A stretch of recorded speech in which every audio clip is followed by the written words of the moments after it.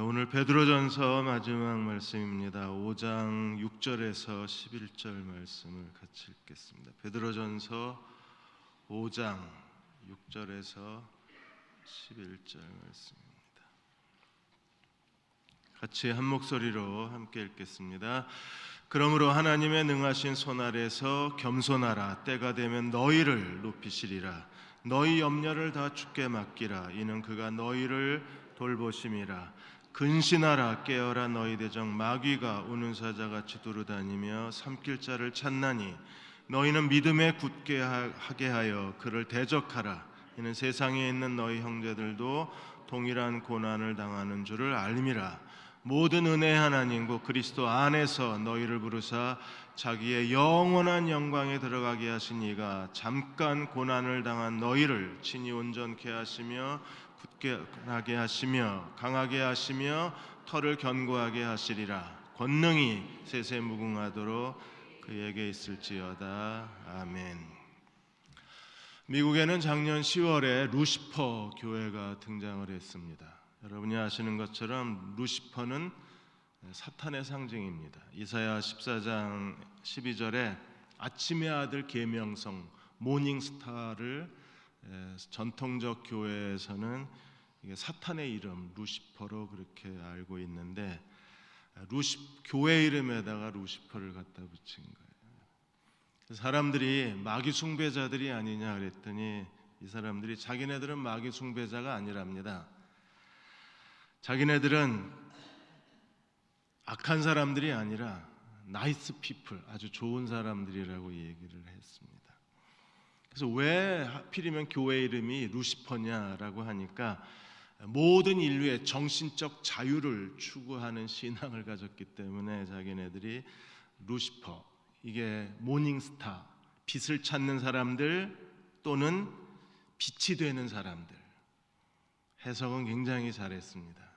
빛이 되는 사람들, 빛을 찾는 사람들의 모임이라고 얘기를 했어요. 그런데 그 웹사이트에 들어가면 우리는 다 여신이요 신이다. 그래서 우리가 인간이 신이 되기 위해서 루시퍼 교회가 창립이 됐다고 얘기를 합니다. 이러한 교회에 대해서 사람들이 그렇게 크게 우려를 안 하는 거예요. 우리가 이런 교회들이 왜 생겨나고 이게 뭐가 잘못됐는지에 대해서 하나님의 구원을 명확하게 알아야 되는데 하나님의 구원의 진리, 구원의 교리에 대해서 점점 희미해져 가고 느슨해져 가는 겁니다. 오늘 베드로전서에서 하나님의 구원에 대해서 설명하고 있습니다. 우리가 예수 그리스도를 믿는다는 건 뭐예요? 영원히 구원을 받은 겁니다. 그렇다면 이 구원이 무엇인가를 제대로 알고 주님을 섬겨야 돼요. 1장 10절에 이 구원에 대하여는 이랬어요. 하나님이 우리에게 구원을 선물로 주셨는데 이 구원이 무엇인가에 대해서 제대로 알고 깨닫고 믿어야, 그래야 우리는 구원받은 사람으로 이 세상을 살아갈 수 있는 거예요.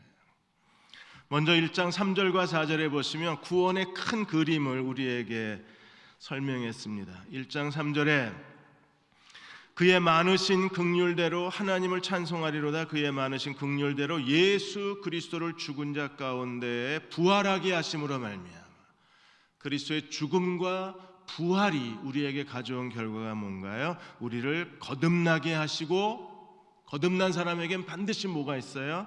산소망이 있게 하시고, 이 산소망을 통해서 하나님이 우리에게 주시는 게 무엇입니까? 4절에 썩지 않고 더럽지 않고 쇠하지 아니하는 유업을 있게 하시나니 너희를 위하여 하늘에 간직하신 것이라. 그래서 거듭남, 산소망, 하늘에 간직한 유업. 다 예수 그리스도를 믿고 거듭나셨습니까? 그러면 거듭난 사람이라는 증거가 뭐가 있어요? 우리 안에 살아있는 소망이 있어요. 이 살아있는 소망은 결국에 어디로 이어집니까? 너희를 위하여 하늘에 간직하신 썩지 않고 더럽지 않고 쇠하지 아니하는 하늘의 유업으로 이어지는 거예요. 그러면 이 산소망을 가진 사람들, 하늘에 우리를 위해서 준비해놓은 하늘의 유업을 상속하고자 하는 사람들은 어떻게 살아요?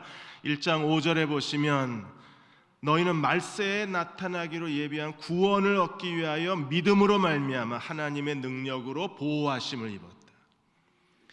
그래서 우리의 산소망이 하늘의 유업으로 이어질 때까지, 연결될 때까지 하나님이 하시는 일이 뭡니까?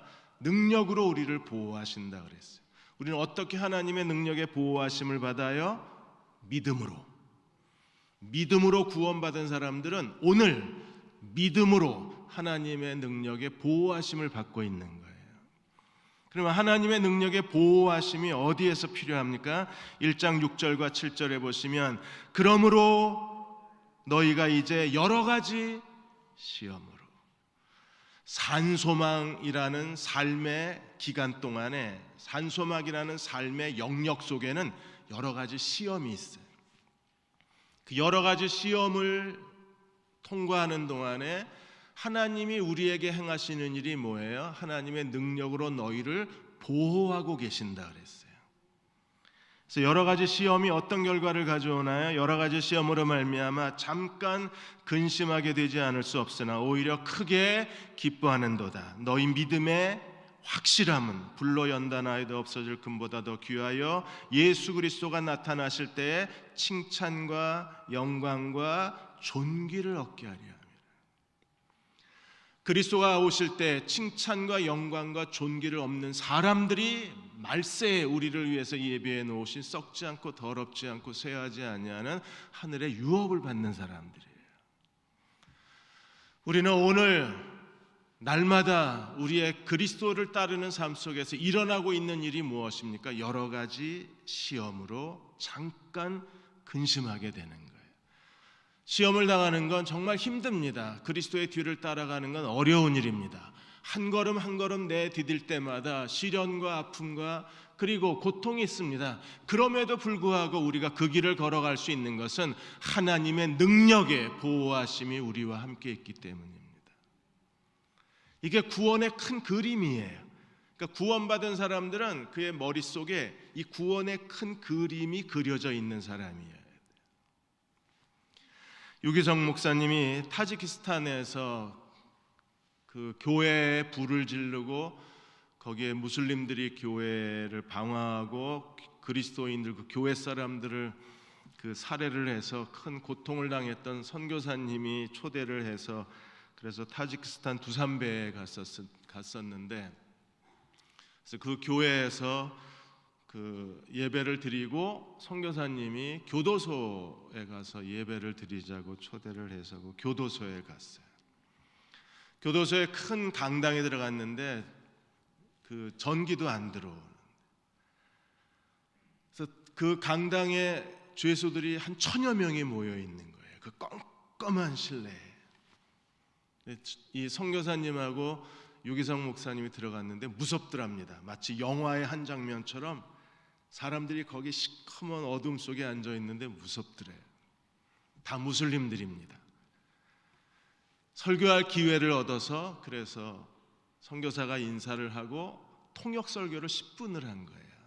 10분을 하고 하나님께 기도하고 구원 초청을 했습니다. 무슬림들은 2-3명이 모여 있으면 절대로 신앙 고백을 안 합니다. 자기가 어떤 해를 입을지 모르기 때문에 다른 무슬림들 앞에서 자기가 기독교를 믿겠다고 하는 그 의사표시를 안 해요. 근데 그날 유기성 목사님이 그리스도를 믿고 구원받기 원하는 사람 손 들라고 그랬는데 3분의 1이 손을 들어요. 그래서 거기 교도소 간수들도 충격을 받고 선교사님도 충격을 받고 유기성 목사님은 더 충격을 받고, 그러니까 감옥 안에 있는 사람들이 삶의 희망을 다 잃어버리고 절망 가운데 있는 사람들이 자기가 무슬림에도 불구하고 그리스도께 나와서 구원받기를 소망을 하는 거예요. 그런데 그들한테 구원이 무엇인가를 제대로 설명하지 못하고 나온 게 마음에 아쉬움이 남는 거예요. 그래서 기도를 계속하셨대요. 하나님, 구원이 뭔가를 알게 해주십시오. 그냥 구원 받기 원하는 사람, 그리고 손든 사람, 구원을 받았다, 거기서 멈추면 안 되잖아요. 하나님이 우리에게 주신 구원의 큰 그림을 그리고 주님을 따라가야 되는 거잖아요. 하나님이 우리에게 주신 구원의 큰 그림이 무엇입니까? 잠깐 시련을 당한 우리를 하나님이 영광과 존귀의 자리로 데려가시는 거예요. 그래서 고난과 영광의 법칙이 하나님이 우리에게 주신 구원의 가장 중요한 하나님 나라의 움직임이고, 하나님 나라의 운동이 어디서 일어나느냐 하면 고난과 영광의 법칙 속에서 작동을 하는 거예요. 그래서 고난을 통해서 하나님 우리를 어떻게 영광스럽게 하시는가?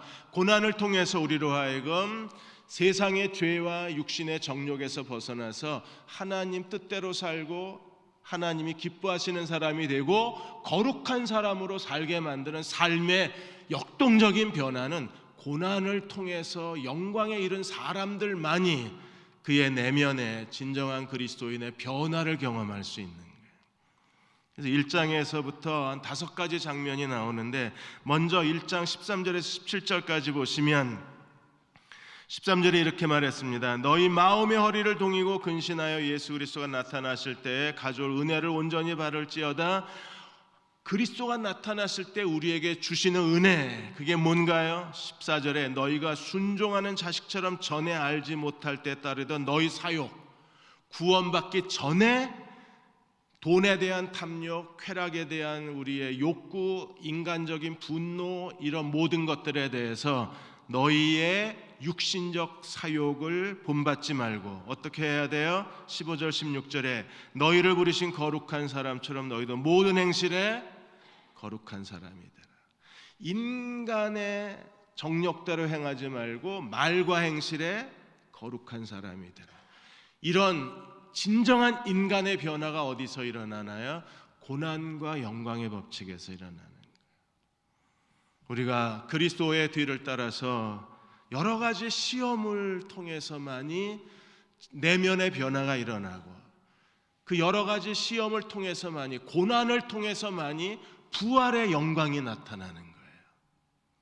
그래서 그들은요, 예수 그리스도의 고난과 죽음을 본받은 사람은 그리스도의 부활을 본받는 사람이 되기 때문에 더 이상 순종하지 못할 때에 몸의 사욕을 좇지 않고 그들은 말과 행실에 거룩한 사람으로 살아갈 수가 있는 거예요. 이게 첫 번째 모습입니다. 두 번째 모습은 2장 1절에서 3절까지 보시면 버리고 사모하라 그랬어요. 2장 1절에 모든 악독과 기만과 외식과 시기와 모든 비방하는 말을 어떻게 하고? 버리고. 여러분, 이걸 어떻게 버릴 수 있어요? 이건 마치 비방하는 말, 외식, 시기, 악독함은 우리의 피부처럼 달라붙어 있어요. 이 피부를 띄고 살 수 있나요? 피부처럼 달라붙어 있기 때문에 이걸 버리는 건 쉬운 일이 아닙니다. 누구만이 버릴 수 있어요? 그리스도의 고난에 참여한 사람만이 이걸 벗어요. 버리는 것이 완성이 아니라 버리고 그 다음에 어떻게 해야 됩니까? 2절에 갓난아이 같이 순전하고 신령한 젖을 사모하라. 신령한 젖은 뭐예요? 하나님 말씀이요. 그래서 어떻게 해야 되나요? 이는 그로 말미암아 너희로 구원에 이르도록 자라나게 하려 합니다. 하나님의 말씀을 사모하지 못하게 만드는 모든 인간적인 것들, 악독, 시기, 기만, 외식, 비방하는 말, 이런 것들을 벗어버리고 하나님의 말씀을, 신령한 젖을 사모하는 마음으로 살아갈 수 있는 거룩한 사람들은 어떤 사람들입니까? 고난을 통해서 영광에 이른 사람들은 하나님 말씀의 사람이 되는 거예요. 그들 안에 하나님 말씀이 있습니다. 그들은 하나님 말씀을 사모합니다. 말씀의 율례가 그 마음에 서 있는 사람들입니다. 하나님을 경외하는 도가 신앙의 기둥처럼 받치고 있는 사람들입니다. 날마다 구원이 자라나는 사람들입니다. 여러분, 그렇게 살고 싶지 않으시나요? 누가 이렇게 살 수 있나요? 여러 가지 시험을 통해서 하나님이 우리를 존귀의 자리로 데려간 사람만이 이런 내면의 변화가 일어날 수 있는 거예요. 그 사람들이 진정으로 성결한 삶을 사는 겁니다. 세 번째 얼굴이 2장 9절에서 10절까지 나옵니다. 2장 9절에 보시면 너희는 택하신 족속이요 왕 같은 제사장들이요 거룩한 나라요 그의 소유가 된 백성이니 이는 너희를 어두운 데서 불러내어 그의 기이한 빛에 들어가게 하시니 아름다운 덕을 선전하게 하려 하십니다. 우리는 어떤 사람입니까? 택하신 족속. 어떤 사람이에요? 왕 같은 제사장. 어떤 사람입니까? 거룩한 나라. 우리는 어떤 사람이에요?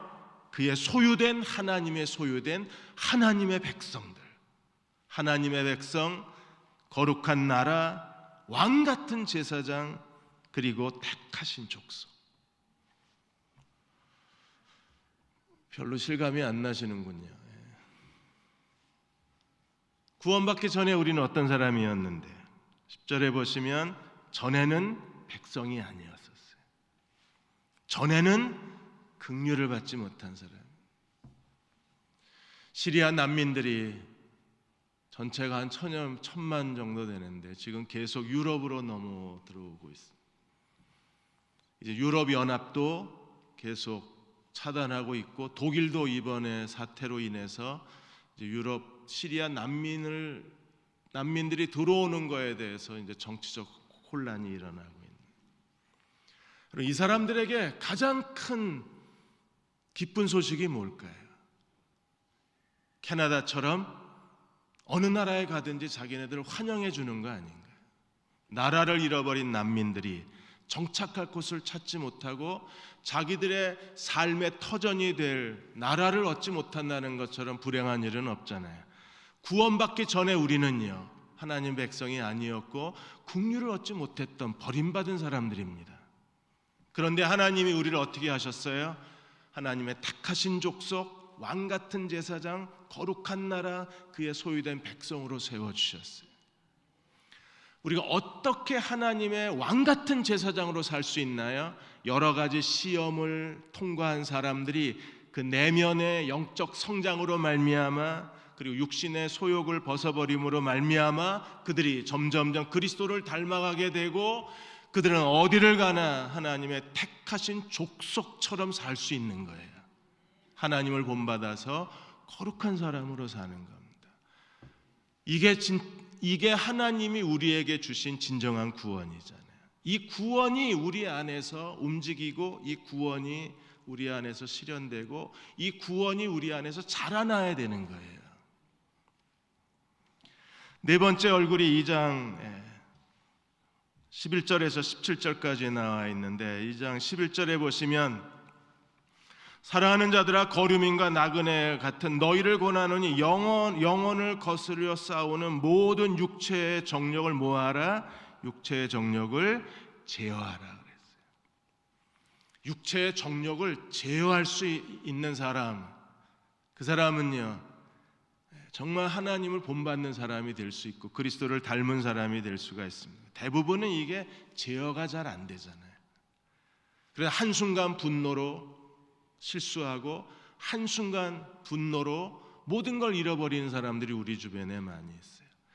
자기 감정을 컨트롤하지 못해서 일생에 큰 실수를 저지르고 평생 쌓아놓은 것을 무너뜨리는 사람들도 있습니다. 육체의 정욕을 제어할 수 있는 사람들이 어떤 사람들이에요?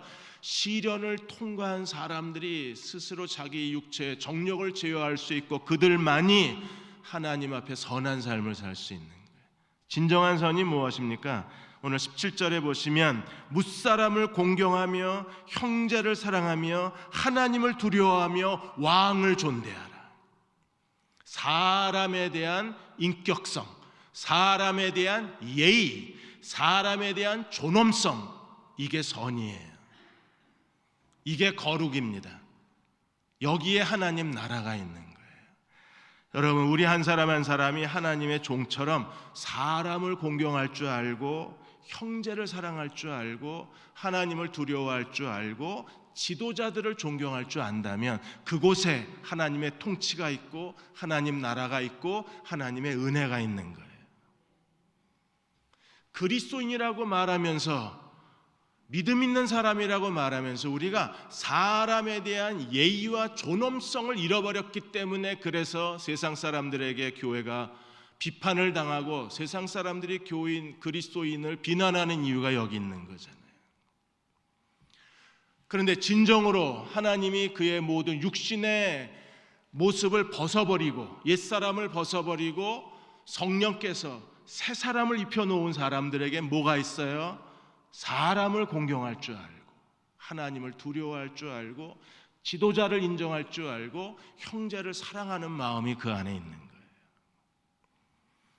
이번에 국민일보 논설 고문이 한국에 탈북하신 분 8년 되신 분이 계신데 그 집을 방문을 하셨대요. 근데 이분이 8년 전에 한국에 오셨는데 북한에서 영재고등학교 그 교감까지, 부교장까지 하셨던 분이 내려오셨어요.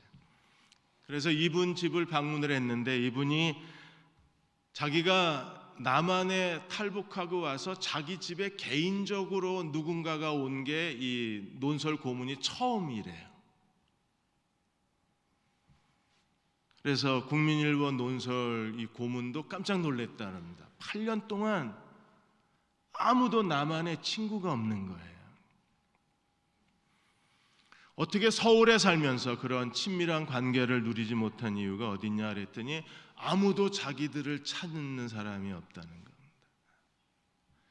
이분이 나이가 60이 넘으셨는데 자기도 먹고 살아야 되니까 그래도 대한민국 정부가 고맙게도 정착할 수 있는 작은 아파트도 주고 정착금도 줘서 초기에는 버텨냈는데 이제 직장을 다녀야 되잖아요. 아파트 경비원, 환경미화원 이력서를 내도 자리가 없는 거예요. 수십 차례 이력서를 냈지만 자리를 얻지 못하고 북에서 왔다는 이유조차 그 이유 하나만으로 면접도 봐주질 않는 거예요. 아내도 처음에는 이제 식당에 가서 일을 했는데 식당 그 부엌 일을 같이 하는 아줌마들이 수근거리고 왕따를 시키는 겁니다. 왜? 말투도 이상하고 한국말도 못 알아들으니까. 그래서 결국에는 그 아줌마들하고 한바탕 싸우고 할 수 없이 이제 건물 청소를 하시기를 시작을 하셨대요. 자기네들이 북한에서 굶주림 때문에 자유를 찾아 살겠다고 여기까지 왔는데 여기는 굶주림보다 더 큰 고통이 있다는 겁니다. 그게 사람으로 인정받지 못하는 거. 그래서 논설 고문이 칼럼을 쓰신 거예요. 우리가 그들을 어떤 사람으로 생각하고 있는가? 한국 교회만이라도 탈북자들을 인격적으로 공경해주고 사랑해주고 손을 내밀어 준다면 그들은 이런 정신적인 고통에 어려움을 겪지 않을 수 있지 않을까. 근데 우리는 어느 사이에 하나님을 경외하는 사람들이 사람에 대해서 마음이 닫혀져 버린 거예요. 진정한 선이 무엇입니까? 하나님의 종들은 어떤 사람들이에요? 무사람을 공경하고 형제를 사랑하고 하나님을 두려워하고 왕을 존중히 여길 줄 아는 사람들이에요. 또 다른 얼굴이 4장에 있습니다. 4장 1절에 3절까지 고난과 영광의 법칙이 가져오는 삶의 성숙과 변화에 대해서 4장 1절에 3절까지 4장 1절에 우리가 왜 고난의 길을 걸어가야 하나요? 그리스도께서 이미 육체의 고난을 받으셨으니 너희도 같은 마음으로 갑옷을 삼으라. 이는 육체의 고난을 받은 사람이 죄가 그쳤느니라. 얼마나 좋을까요? 죄가 멈춰버린 사람들, 그 거칠게 흙탕물이 쏟아지다가 점점 줄어들어서 이제는요 완전히 멈추진 않습니다. 그냥 쫄쫄쫄쫄쫄쫄하고 흘러가면 이게 얼마나 행복한 일이 되겠어요. 행복하시겠죠? 재미가 없어서 그러세요? 소리가 잘 안 들려요? 그러면 이제 어떻게 살아야 돼요? 죄가 멈추면 4장 2절에 그 후로는 다시 사람의 정력을 따르지 않고 뭘 따라 삽니까? 하나님의 뜻을 따라 육체의 남은 때를 산다 그랬어요. 얼마나 좋을까요? 단 몇 달을 살아도 이 말씀이 그대로 이루어져서 더 이상 사람의 정력대로 살지 않고 하나님의 뜻대로 육체의 남은 때를 살 수 있다면 얼마나 행복한 일이겠어요. 멈추어야 될 죄는 어떤 것들이 있나요? 3절에 음란과 정력과 술취함과 방탕과 향락과 무법한 우상 숭배를 하여 이방인의 뜻을 따라 행한 것이 지나간 때가 족하도다. 이제는 어떻게 살아요? 그 후로는 사람의 정력을 따라 사는 게 아니라 하나님을 따라 어디를 살아요? 육체의 남은 때, 육체의 정욕에 지나간 때, 하나님의 뜻에 남은 때, 이게 분명하게 삶이 구분되는 사람들은 날마다 그의 삶 속에서 고난과 영광의 법칙이 작동한 사람들이에요. 이 일을 위해서 하나님이 사랑하는 자기 백성을, 하나님의 언약의 백성을 우리에게 잠시 여러 가지 시험에 노출시키고 여러 가지 괴로움의 길을 걸어가게 하신 이유는 그 괴로움을 통해서, 시련을 통해서 우리 안에 진정한 변화가 일어나기를 원하시는 거예요. 성화가 일어나고 그리스도 안에 내적 성숙함이 우리 속에 일어나야만 합니다. 왜 그렇게 돼야 되나요? 지금 우리는 어떤 시대에 살고 있다고 그랬어요? 4장 17절에 보시면 오늘 우리가 사는 시대는 어떤 시대입니까? 하나님의 집에서 심판을 시작할 때가 됐다. 하나님의 집에서 시작된 심판의 이야기, 심판의 뉴스를 우리가 거의 매주 듣잖아요. 이번에는 그냥 잘 넘어가나 했더니 또 이번 주에도 한 사건이 터져서 서울의 한 대형교회 목사님이 67세인데 강원랜드의 단골 손님이시랍니다. 그래서 경찰이 두 번이나 2014년도하고 2015년 2월에 두 번이나 검찰이 사전 구속영장을 냈다가 거절을 당했어요. 그래서 치밀하게 준비를 했습니다. 지난 10개월 동안에 검찰이 모든 수표와 자료를 치밀하게 조사를 해서 이번에는 제대로 잡아넣은 거예요. 강원랜드에 가면 베팅 액수, 그 다음에 칩 교환 액수, 그 다음에 출입, 이걸 다 더해서 마일리지를 준대요. 그런데 이 목사님의 마일리지가 6억 원이 넘었대요. 경찰이 이 출입 카드 기록을 보니까 심지어 주일 예배 있는 주일날 새벽에도 강원랜드에 오셨고 주일 밤에도 들어오셔서 한바탕 하시고 가시고, 그래서 얼마나 교회 헌금하고, 이분이 무슨 학교 운영이신 것 같은데 교수들 월급을 안 줘가지고 교수들이 학교 어려우니까 월급 받지 말라 그래서 월급을 주고 그걸 다시 반환하게 한 거예요. 그러니까 교육부에는 월급이 준 걸로 나가는 거예요. 그걸 다시 헌금으로 받아서 그걸 가지고 가서 강원랜드를 가신 거예요. 그래서 일부 교수들은 먹고 살아야 되니까 택배까지 하셨대요. 그 정도로 그렇게 그냥 완전히 도박에 빠지신 겁니다. 그래서 경찰이 밝혀낸 게 지난 10개월 동안 수표와 계좌를 추적해서 지금 강원랜드에 가서 탕진한 게 60억이 넘는다고. 이 하나님의 집에서 이미 심판이 시작이 된, 이제 하나님이 이런 것들을 다 드러내기를 시작을 하시. 지난 10년이 넘게 계속 이런 사건들이 드러나고 있는. 그러면 이제 우리는요, 고난과 영광의 법칙 속에서 하나님의 통치 가운데 살아야 되는데, 우리가 하나님의 통치 가운데 살려면 어떻게 해야 되나요? 지난 수요일 날, 그래서 목사와 교회가 어떻게 해야 돼요? 다 순종과 겸손의 공동체가 돼야 되는 거예요. 목사도 교인에 대해서, 교인도 목사에 대해서 우리가 진정한 겸손의 공동체를 이루어야 하나님이 우리에게 어떤 일을 하시나요? 하나님이 우리에게 크게 세 가지를 하시는데, 그 첫째가 5장 5절에 보시면 하나님은 교만한 자를 대적하시고 겸손한 자에게 뭘 주십니까? 은혜를 주시느니라. 저는 우리 모두가 다 하나님의 통치 안에 살고 하나님의 주권 아래 살고 하나님의 권능 안에서 살기를 소망합니다. 날마다 사는 매일매일의 삶이 하나님의 은혜 아래 있어야 되잖아요. 오늘 5장 12절에도 보시면 베드로가 마지막 인사를 하면서 뭐라 그랬습니까? 5장 12절 하반절에 이것이 하나님의 참된 은혜임을 증언하노니 너희는 이 은혜에 굳게 서라. 우리는 날마다 은혜 가운데 사는 은혜의 사람들이 되어야 합니다. 그래서 수요일 날 중창단도 은혜 중창단이잖아요.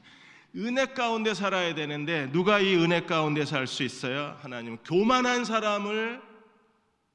사람에게 뭐 하신다고 그랬어요? 하나님의 군대를 보내신다 그랬습니다. 하나님이 군대를 보내시면 끝난 거잖아요. 겸손한 사람에게 하나님이 뭘 더하십니까? 은혜를 더하신다고 하신 거예요. 그래서 진정으로 목사와 교인이 서로 순종과 겸손의 공동체를 살아갈 때 하나님이 그 교회를 하나님의 은혜 가운데 통치하시고 하나님의 은혜가 덮으시고 하나님의 은혜 가운데 견고히 세우시게 되면 어떤 일들이 벌어지나요? 하나님이 그 한 사람 한 사람의 개인의 삶 속에 하나님의 뜻이 이루어지고 하나님의 주권이 성취가 될 수 있는 거예요.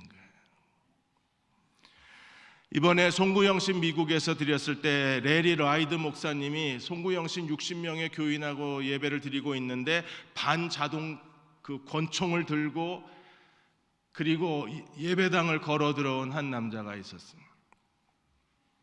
그러니까 예배당을 가로질러서 그 앞에 있는 레리 목사한테까지 와서 총을 들이댄 거예요. 이때 목사님이 막 두려워하거나 숨었으면 아마 총이 난사가 되고 또 한바탕 이제 대량 살상 위기까지 그런 상황이 벌어질 수 있었는데 레리 목사님이 그 얼굴을 쳐다보니까 뭔가 갈망하는 얼굴이랍니다. 그래서 아주 침착하고 정중하게 물어봤대요.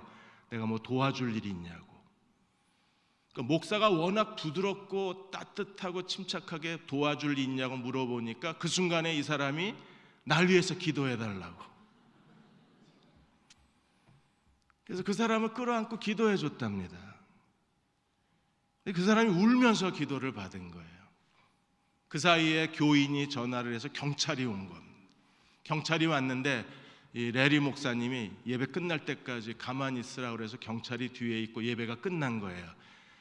근데 내가 뭘 도와줄까요? 라고 물었을 때 이 사람이 그냥 총을 내려놨기 때문에 경찰이 단순 도움 요청으로 처리를 해버린 겁니다. 그렇지 않았으면요, 무슨 뭐 대량 살상 미수 이래가지고 끌려갔으면 중범죄잖아요. 그런데 목사님이 잘 설명을 해서 내가 뭘 도와줄까요? 물었더니 이 사람이 아무 소리 없이 기도해달라고 요청을 했는데 이건 총기 사건이 아니다. 변호를 해준 겁니다.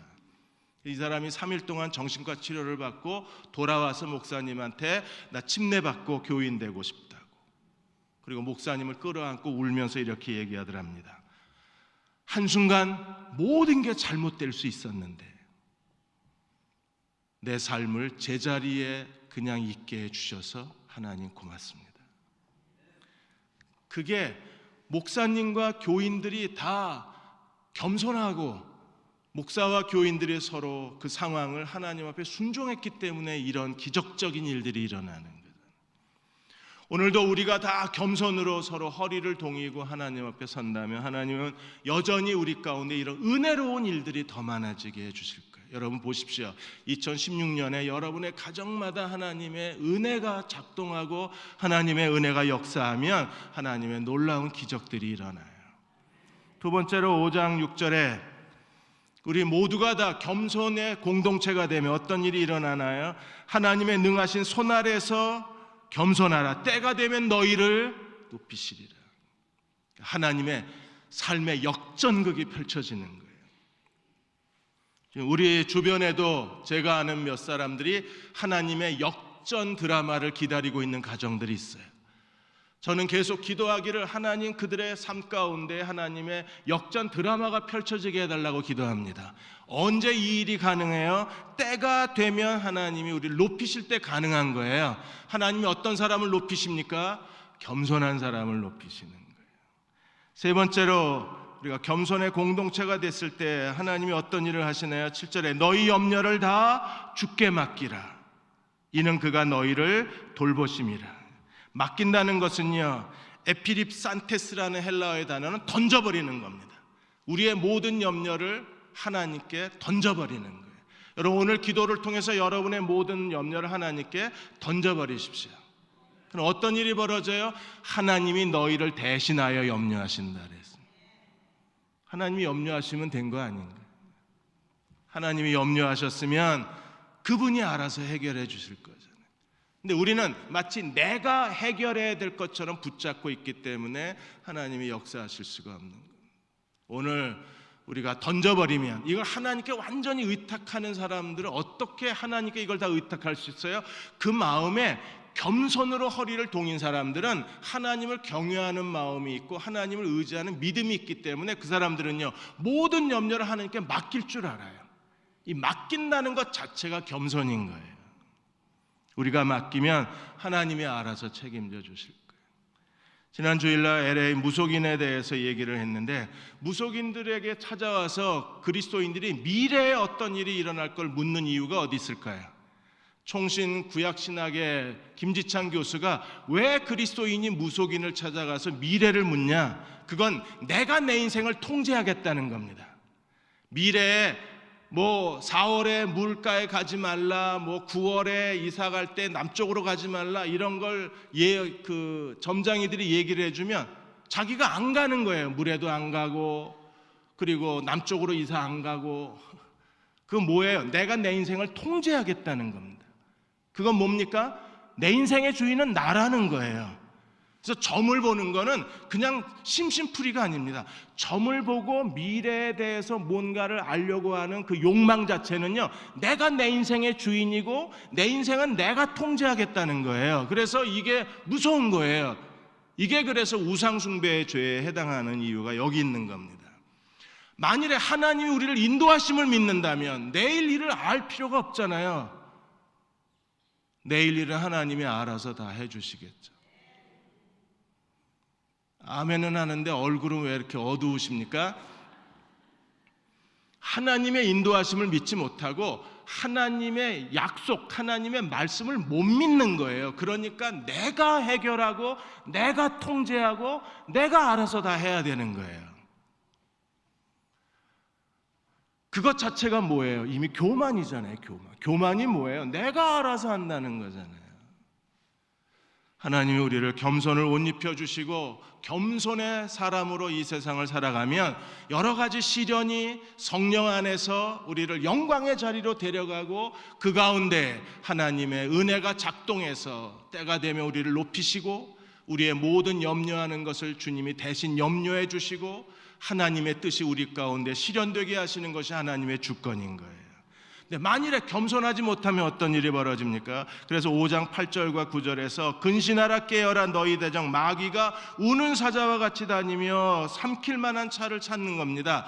우는 사자, 삼킬 만한 사람, 사탄의 먹이가 되는 사람, 어떤 사람들이에요? 당연히 교만한 사람이 사탄의 먹이가 되는 겁니다. 그냥 사탄은요, 그냥 한 입에 다 삼켜버립니다. 우리는 어떻게 해야 돼요? 9절에 보시면 너희는 믿음을 굳게 하여 그를 대적하라. 이 세상에 너희 형제들도 동일한 고난을 당하는 줄을 알민지라. 사탄은 대적하면 도망가게 돼 있어요. 우리가 하나님 앞에 복종하고 순종하고 겸손하면 도망가게 돼 있어요. 건드릴 수가 없어요. 그 가운데 하나님이 우리에게 주신 고난이 우리 속의 역사에서 우리를 영광의 자리로 데려가는 거예요. 그래서 10절의 약속이 이루어지는 겁니다. 이제 10절 다 같이 읽고 마무리하겠습니다. 같이 읽습니다. 모든 은혜의 하나님 곧 그리스도 안에서 너희를 부르사 자기의 영원한 영광에 들어가게 하신 이가 잠깐 고난을 당한 너희를 친히 온전케 하시고 굳건하게 하시며 강하게 하시며 털을 견고하게 하시리니 권능이 세세무궁토록 그에게 있을지어다. 아멘. 4개의 동사가 사용이 되잖아요. 잠깐 고난을 당하면 하나님이 어떻게 하십니까? 온전하게 하시고. 온전한 것은 뭐예요? 완전히 성숙한 겁니다. 그 다음에 굳건하게 하시고, 이 사람은 흔들림이 없습니다. 순교의 자리까지도 기쁨으로 나아가서 순교할 수 있는 사람들은요, 굳건해진 사람들입니다. 강하게 하시고 어떤 상황에서도 주어진 사명을 끝까지 감당해내는 사람들입니다. 예루살렘에 가면 투옥을 당하고 그리고 핍박을 받을 거라고 하나님이 예언하셨음에도 불구하고 바울은요, 예루살렘에 가는 걸 두려워하지 않습니다. 그게 강한 믿음의 사람들의 영적 특성들이에요. 그리고 털을 견고케 하시랴. 그들은 하나님이 그들에게 주신 자리에서 자기의 사명을 끝까지 감당해내는 사람들은 터가 견고한 사람들입니다. 사랑하는 여러분, 이게 구원이에요. 그래서 그 구원을 이루어가는데 성령이 우리의 구원의 모든 스케줄을 만들어내시는 분이십니다. 그 구원 속에서 하나님의 영광이 성취가 되려면 우리는 겸손의 공동체가 돼야 돼요. 우리가 서로 겸손하고 서로 순종하고 서로 존중하면서 하나님을 섬기게 되면 성령께서 잠깐 여러 가지 시험을 당한 것을 가지고 영원한 영광을 만들어내실 거예요. 시험 당하는 것은요, 씨앗을 뿌리는 것 같아요. 여름이 지나고 가을이 되면 열매가 맺혀지면 풍성한 게 맺어지잖아요. 그런 일이 일어나려면 우리는 성령 안에서 서로 복종하는 그리스도의 종들이 되어야 합니다.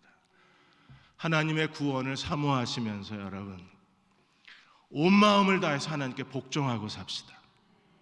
서로 겸손하고 삽시다. 그리고 서로를 존중히 여기면서 사십시다. 그럴 때에 하나님의 놀라운 역사가 우리 속에서 이루어져서 하나님의 은혜가 우리를 온전케 하고 강하게 하고 견고케 하고 터를 굳게 해주실 거예요. 그렇게 성숙한 그리스도의 종들이 되시기를 주의 이름으로 축원합니다. 기도하겠습니다. 성령님, 이 밤에 우리에게 찾아오셔서 우리의 모든 죄를 다 정결케 하시고 하나님께 우리 마음이 열려지게 하여 주셔서 전심으로 기도하는 이 밤이 되게 하여 주옵소서. 기도하고 싶습니다. 하나님의 얼굴을 뵙고 싶습니다. 위로받고 싶습니다. 새로운 힘을 얻고 싶습니다. 때가 되면 너희를 높이시리라. 하나님의 능력을 경험하고 싶습니다. 하나님, 오늘 밤 우리의 찬양과 기도 위에 기름 부어 주셔서 응답하시는 주님의 손길을 보게 하여 주시고 응답하시는 주님의 얼굴을 바라보게 하여 주옵소서. 이 밤을 주께 의탁하오며 예수님의 이름으로 간절히 기도하옵나이다. 아멘.